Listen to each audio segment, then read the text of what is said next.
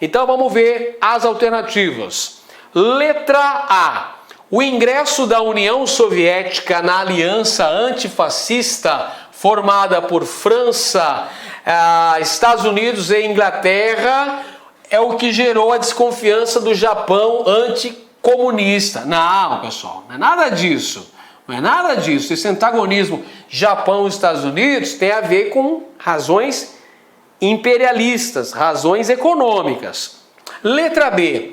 O Tratado Secreto de Não Agressão entre o Japão e a União Soviética, que provocou forte tensão quando descoberto pelos Estados Unidos. Olha que viagem aqui, nada a ver, pessoal. O Pacto de Não Agressão, você lembra? Tinha um pacto de não agressão, que inclusive foi rompido durante a Segunda Guerra Mundial. Esse pacto de não agressão foi firmado entre Hitler e Stalin, pessoal. É o pacto Ribbentrop-Molotov. É o pacto envolvendo Alemanha e União Soviética. Pacto este que foi rompido em 1941, quando Hitler ordenou a invasão alemã sobre a União Soviética. Então nada a ver, esquece, essa letra B é mentirosa. Letra C. A ação conjunta de China e Japão contra o avanço imperialista dos Estados Unidos sobre o Pacífico, o que levou à formação de uma aliança anti-ocidental. Tudo errado, pessoal. Como é que você vai ter aqui uma ação conjunta de China e Japão, se nesse momento China e Japão são inimigos? O Japão invadiu a China. O Japão ocupou o território da Manchúria, pessoal. Então essa afirmação também é incorreta. Letra D.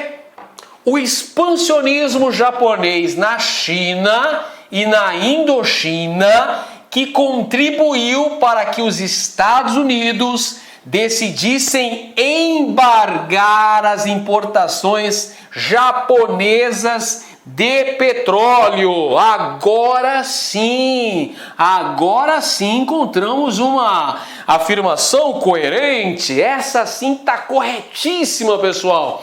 São razões econômicas, o imperialismo japonês, razões econômicas e militares. Diga-se de passagem, meus caros. O expansionismo japonês ocupando a China e a Indochina, ameaçando os interesses dos Estados Unidos ali na região da Bacia do Pacífico. Não se esqueça que o Havaí é o 50º estado dos Estados Unidos e fica lá no Pacífico, né? Fica lá na Oceania. Então os Estados Unidos já estavam temerosos com esse avanço japonês. O Japão conquistou diversas ilhas no Pacífico aí. E aí os Estados Unidos vão retalhar esse expansionismo militar japonês. De que maneira? Embargando as importações de petróleo japonês. O Japão comprava petróleo dos Estados Unidos. Os Estados Unidos vão parar de vender petróleo para o Japão por causa dessa ofensiva militar japonesa no Extremo Oriente. Então é isso que vai precipitar o ataque à base naval de Pearl Harbor em 1941, fazendo com que, em resposta, os Estados Unidos decretassem guerra contra o Japão. E ainda tem a letra E aqui, pessoal. A conquista norte-americana do Havaí, arquipélago no Pacífico, que até então pertencia ao Japão, o que gerou descontentamento entre os nacionalistas japoneses. Não, nada a ver. Não tem nada a ver. O Havaí já era um estado norte-americano aí, já havia sido anexado bem antes pelos Estados Unidos da América. Portanto, resposta correta, letra D. Letra D de dado. Então tem a ver aqui, ó, vamos simplificar, vou resumir a questão.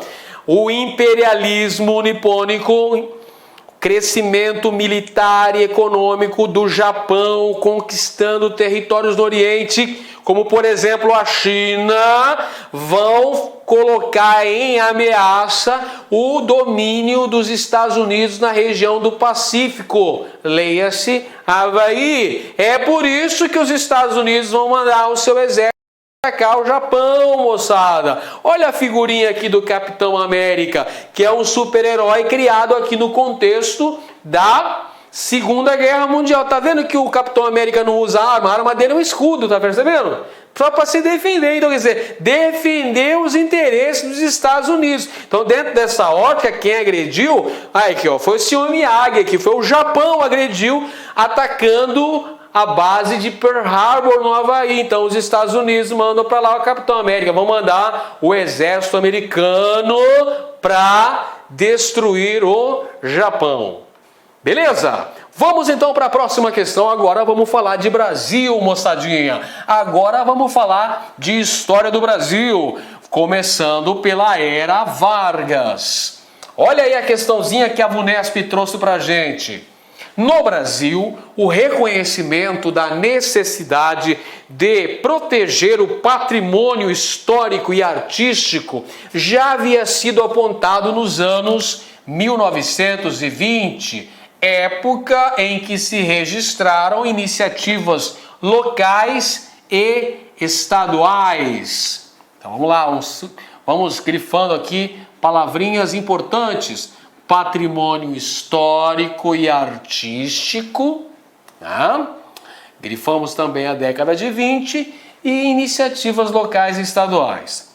Em 1936, vamos situar a data, 1936, Mário de Andrade, lembra dele? Mário de Andrade, poeta do modernismo, escreveu Macunaíma, Clã do Jabuti, Pauliceia Desvairada, Losango Lukács, esse cara era fera. Mário de Andrade foi solicitado a preparar a criação, olha aí, criação de uma instituição, olha só, Instituição Nacional de Proteção do Patrimônio. Essa palavra é muito importante, patrimônio. Foi esse o documento que foi usado nas discussões preliminares sobre a estrutura e os objetivos do SFAM. Professor, o que é SFAM? A própria questão já te explica o que é isso, gente. Serviço do Patrimônio Histórico e Artístico Nacional, criado ao final por decreto, assinado em 30 de novembro de 1937, portanto, 20 dias após a decretação do golpe do Estado Novo. Beleza? Então tá aqui, pessoal. A questão fala sobre a chamada Era Vargas. Primeiro ponto. Legal. Maravilha. Que mais, prof? Que mais? Fala sobre o contexto histórico do Estado Novo. Maravilha. E que mais? Fala sobre a defesa, a proteção do patrimônio histórico e artístico nacional com a criação de um órgão federal importantíssimo sob os auspícios de ninguém menos do que Mário de Andrade. Esse órgão chamava-se SFAM e hoje esse órgão chama-se IFAM, pessoal. É o Instituto do Patrimônio Histórico e Artístico Nacional. Mas na época, quando foi criado, chamava-se Serviço do Patrimônio Histórico e Artístico Nacional, que tinha por objetivo valorizar a história, a cultura, os monumentos, os museus, enfim, tudo o que significasse digno da cultura, das artes e da história do nosso Brasil. Vamos lá. A criação do SFAM reflete, letra A, pessoal, letra A, um ambiente de centralização nas políticas de cultura e educação. Vamos lá, peraí. Qual é o contexto histórico que a gente está falando? Ah, Estado Novo, professor, o senhor acabou de dizer. Bom, e o que foi o Estado Novo mesmo durante a Era Vargas? Ah, Estado Novo foi ditadura. Ditadura! Ditadura, então, teve uma centralização política, uma centralização da cultura, da educação. Sim ou não? Sim, lógico. O que incluía as questões de identidade e de patrimônio, correto? Corretíssimo, perfeito. Era o objetivo do Estado promover uma reconstrução da identidade nacional brasileira. Até aqui, ó, chuchu beleza, tranquilo. Mas, ó, cuidado com essa palavra aqui, ó. Mas que conviveu contraditoriamente com políticas economicamente liberais, o que levou à entrada de capital estrangeiro na industrialização. Toma cuidado, amiguinho! Juízo, muito juízo nessa hora. Isso aqui, ó, a partir dessa palavrinha, dessa conjunção, mas daqui para frente, tudo errado, pessoal, tudo errado. O Estado Novo, pessoal, adotou uma política de nacionalismo econômico, gente! Nacionalismo econômico que pode ser verificado com a criação de empresas estatais. Lembra delas? As empresas estatais que foram criadas dentro do bojo do Estado Novo? Lembra sim, eu sei que você lembra. Companhia Siderúrgica Nacional, Companhia Vale do Rio Doce. Empresas com capital 100% nacional. Então, gente, não tinha essa contradição que este item fala. Portanto, essa afirmação está incorreta. Uma baita de uma pegadinha. Mas você que estudou direitinho, estudou com a gente aqui no LAC, que é aluno já veterano, já está ligado no lance, não cai nessa pegadinha, não cai nessa arapuca. Letra B, pessoal, vamos ver aqui. Uma perspectiva de cultura nacional autoritária e etnocêntrica, que, vamos lá, duas palavrinhas legais, autoritária e etnocêntrica, que procurava negar, vamos lá, negar e proibir as manifestações das camadas populares, especialmente dos negros, tal como o samba, dando ênfase aos patrimônios monumentais católicos, tais como igrejas mineiras do Barroco. Pessoal, muito cuidado aqui, pessoal, muito cuidado nessa hora, muito cuidado. Gente, não foi adotada uma postura dentro de uma perspectiva etnocêntrica, muito pelo contrário. O samba, pessoal, o samba, que é um ritmo de origem negra, não é? O samba, nós temos também a capoeira, gente, a capoeira que hoje é patrimônio cultural da humanidade, o carnaval, que tem origens europeias, mas que no Brasil teve outra conotação. Tudo isso aqui, gente, foi considerado o quê? Patrimônio nacional brasileiro. Então, a cultura produzida por essas camadas populares, inclusive pelos negros, foi valorizada. Olha só, a capoeira, que durante muito tempo foi vista como uma prática ilegal, foi alçada à condição de esporte e patrimônio cultural brasileiro. E hoje é patrimônio cultural da humanidade tombado pela Unesco. Então essa afirmação, opa, mais uma que está errada, moçada. Vamos para a letra C? Tá aí a letra C.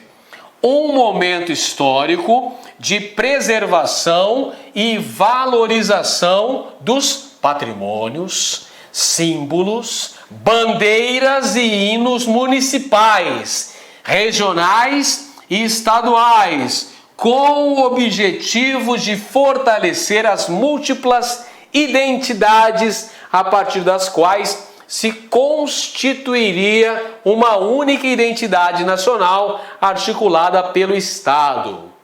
Gente do céu, essa afirmação está incorreta. Por quê, pessoal? Porque, olha só, não tinha objetivo de valorizar os símbolos, bandeiras e hinos municipais e estaduais, nada disso, pessoal. Lembra que durante o Estado Novo nós tivemos a célebre cerimônia da queima das bandeiras? Era proibido hastear bandeiras estaduais. Bandeira do estado de São Paulo, bandeira do estado do Rio de Janeiro, da Bahia, de Pernambuco, de Goiás, de Mato Grosso. Não podia. A única bandeira que poderia tremular no mastro era a bandeira nacional, a bandeira brasileira, para mostrar uma unidade. O Estado Novo tinha essa função. Então essa afirmação está incorreta, pessoal. Está incorreta. Letra D. Uma época de consolidação das propostas de preservação do patrimônio baseadas em concepções eurocêntricas que tomavam a ideia de civilização como referência e consideravam o nacional como cultura inferior que deveria ser preservada por suas marcas folclóricas. Puxa vida, claro que não tem essa concepção eurocêntrica. Lembra quem é que foi convidado para liderar o processo da criação do SFAM, órgão esse que estava ligado ao Ministério da Educação? Pessoal, foi Mário de Andrade. Mário de Andrade, um poeta modernista, participou da Semana de Arte Moderna de 1922. Lá não tinham movimentos como movimento antropofágico, movimento pau-brasil, que valorizavam a nossa cultura regional. Então como é que você acha que ia ter uma concepção eurocêntrica? Concepção baseada no que a Europa dita que é norma? Claro que não. Uma nova concepção que visasse uma reconstrução das características identitárias da cultura brasileira, valorizando o samba, valorizando a capoeira, o carnaval, futebol, valorizando museus, igrejas históricas em Minas Gerais, demais monumentos, tudo isso fazendo parte do patrimônio histórico e artístico nacional. Então essa letra D aí, ó, incorreta. A letra E, finalmente, então já por exceção você já sabe, né? Chegamos finalmente à alternativa correta. Um contexto de reconstrução da identidade nacional a partir de elementos como o patrimônio, que representava a história na preservação de alguns edifícios históricos, evidenciando a parceria entre os intelectuais e o Estado na formulação de importantes políticas públicas. Era essa a missão do SFAM, nosso atual IFAM, preservação do patrimônio histórico e artístico nacional. Resposta correta, letra E, de Edenilson. Muito bem. Próxima questão, a nossa última questão. Vamos lá, sobre o processo de redemocratização do Brasil. Vamos lá, temos uma citação do livro Brasil, uma biografia, escrito pelas historiadoras Lilia Moritz Schwartz e Heloísa Starling. É um livro recente, 2015, um livro muito bom, hein? Aconselho a você a ter, tem uma na minha biblioteca. Muito bom esse livro aqui, é recente, mas olha, já caiu questão em concurso, questão elaborada pela VUNESP. O processo de descompressão do sistema político começara a ser orquestrado em 1975. Vamos contextualizar, amiguinhos? 1975, pelos generais Ernesto Geisel, presidente da República, e Golbery Couto e Silva, eminência parda, uma figura importantíssima no governo militar. Ambos convencidos de que a ditadura deveria fazer suas escolhas e definir o momento mais conveniente para revogar os poderes de exceção. Qual que é o principal poder de exceção implantado durante o regime militar? Foi o AI-5, pessoal. O AI-5, que foi aprovado em 13 de dezembro de 1968. Eu me lembro muito bem dessa data. Minha memória é muito boa, me lembro o que estava fazendo nesse dia. 13 de dezembro de 1968. Beleza? Aí foi implantado o AI-5, que é o principal símbolo de exceção, principal ato, o ato mais repressivo dos governos militares. Então vamos lá, moçada. O que está falando essa questão aí, professor? Vamos ler aí o comando da questão, isso é muito importante, né? Ler o comando da questão, você já tem um norte a ser seguido em direção ao sucesso. Olha, essa ficou legal. Entre os momentos mais marcantes desse processo, que processo é esse? Processo de redemocratização. Olha que palavra imensa, pessoal. Redemocratização. Entre os momentos mais marcantes desse processo, que se iniciou nos anos 1970, na década de 70, e se estendeu até a década seguinte, ou seja, a década de 80, é correto identificar. Então, olha só, esse processo de redemocratização é um processo que se deu da seguinte maneira: é uma abertura lenta, gradual e segura. Lenta, gradual e segura. Esse processo de abertura aconteceu durante os governos dos dois últimos presidentes militares, o general Ernesto Geisel e o general João Figueiredo. Tudo bem? Beleza, então. O presidente Geisel revogou em 1978 o famigerado AI-5.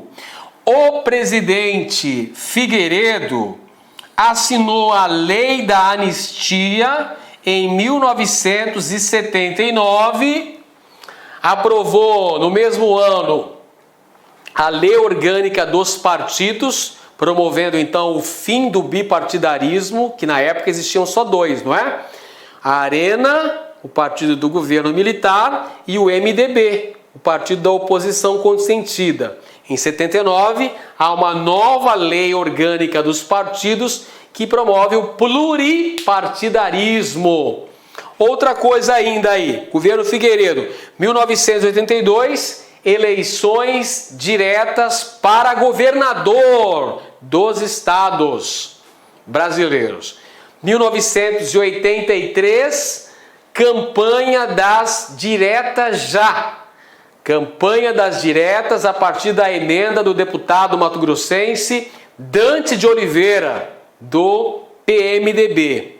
Perfeito? E 1985, eleição indireta de Tancredo Neves no colégio eleitoral. Esse é o processo de redemocratização do Brasil, finalzinho do governo militar, início da chamada Nova República, minha gente. Vamos lá então para as alternativas. Alternativa A. O ano de 1982, quando explodiu um grande movimento de massas favorável às eleições diretas, embalado pelas vitórias da oposição nos governos estaduais. Gente, presta bem atenção. Em 1982, aconteceram eleições estaduais para governadores. Na grande maioria dos estados, a oposição venceu. A oposição saiu vitoriosa na grande maioria dos estados brasileiros. Você tem uma ideia? Brizola, pelo PDT, foi eleito no Rio de Janeiro. Perfeito? Então, a maior parte dos estados teve vitória da oposição. Porém, gente, esse movimento de massas a que essa alternativa se refere é a campanha das diretas já, a emenda Dante de Oliveira, direta já. Esse movimento, pessoal, que contou com a participação de muitos segmentos sociais no Brasil, aconteceu entre 1983 e 1984, quando ela foi votada e rejeitada no Congresso Nacional. Então, errada essa alternativa, nada a ver. Letra B aqui, pessoal. O biênio 1978-1979, quando o AI-5 foi extinto, a lei da anistia foi promulgada e extinguiu-se o bipartidarismo, passando a haver vários partidos. Beleza, legal. Olha só, 78, Geisel, extinção do AI-5. 79, Figueiredo, aprovação da lei da anistia que permitiu a volta dos exilados políticos, a libertação de presos políticos. E também houve a lei orgânica dos partidos que permitiu a volta do pluripartidarismo. Afirmação correta. Letra B, pessoal. A letra C diz o seguinte: o ano de 1985, quando o primeiro presidente civil foi eleito diretamente depois de 21 anos de ditadura militar, em que apenas os militares estavam na presidência da República. Gente, essa afirmação é incorreta. No ano de 1985, no janeiro de 85, aconteceram eleições, mas essas eleições foram no colégio eleitoral. Colégio eleitoral. O que é esse colégio eleitoral aí, professor Edenilson? É o Congresso Nacional que escolheu o próximo presidente da República. O civil, depois de 5 presidentes militares, um civil viria a ser presidente da República no país. E quem venceu? Quem venceu foi Tancredo Neves. Tancredo de Almeida Neves venceu, mas ele foi eleito de maneira indireta. Ele não foi eleito pelo voto popular, pessoal. Ele foi eleito pelo colégio eleitoral. Então essa afirmação está incorreta. Letra D, o ano de 1986, quando os primeiros militares acusados de tortura começaram a ser processados, levados a julgamento e presos posteriormente. Olha, pessoal, isso não aconteceu. Nós até temos a chamada Comissão da Verdade, que apura os casos de abusos cometidos durante o regime militar, a prática de tortura, por exemplo, os chamados dos chamados presos políticos, os desaparecidos políticos, mas não visa a punição aos envolvidos, aos acusados na prática de tortura. Então tá errado. Essa é a nossa letra D.